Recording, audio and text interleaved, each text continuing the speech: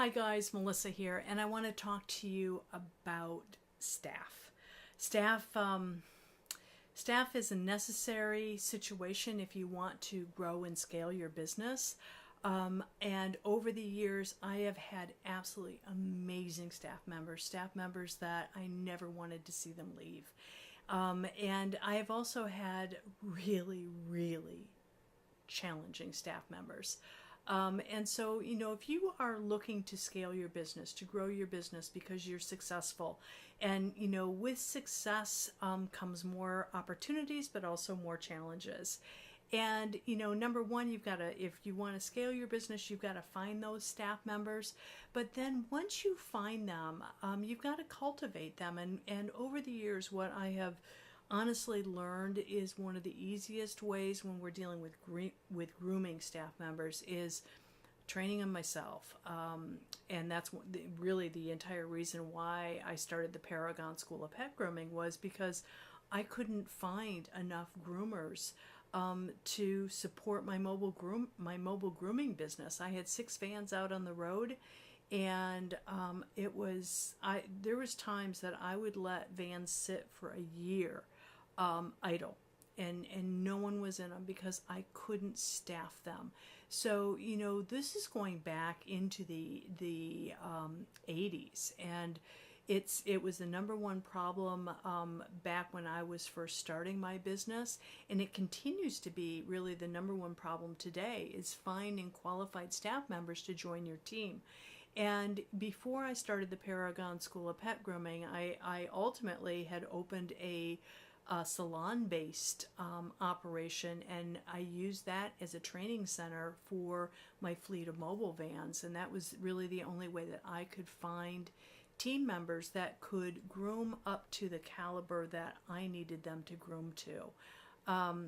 So as you're growing your business, and you're looking for people, what I say to folks now is look for somebody with that attitude, that that they have a great work ethic, they smile, they take direction well.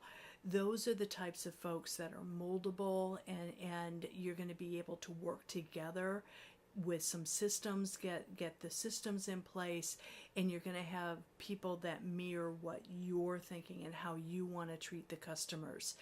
But don't totally put your heart and soul into them, because just when you think everything is going really well, they're going to up and they're going to leave, and that's just the nature of the beast. And so, I would never be angry with somebody as long as they were honest with me, told me up front what they wanted to do, what their dreams, what their aspirations were, and I want to help them get there. And if they want to stay with me for 7, 10, 15 years, great. And I've had staff members do that and stay with me for that long. But I've also have staff members that have only stayed with me for a few years, and I was a little bit just, like a stepping stone for them. And as long as they were honest with me, I would help them however I could, because we all have dreams, we all have things that we want to do. But what I want each and every one of you to think about, whether you be the owner of the salon or whether you be the employee, is that do the best that you can do and be upfront and be honest. If you want to move ahead in your life, there's nothing wrong with that. If you want to open up your own salon, there's nothing wrong with that.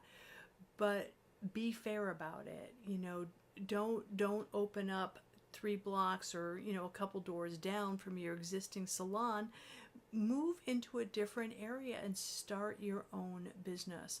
But as the business owner, I also want to encourage you to always be looking for somebody else to come on board. And it's not necessarily that you're going to replace somebody, but you have got to cover your hind end. If you've got to be able to continue to grow your business forward, to move it forward.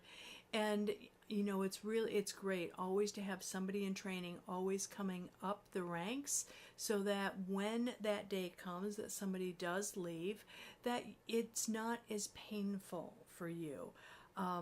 There's nothing worse than, relying so heavily on somebody else that when a team member does leave, it's devastating to your business.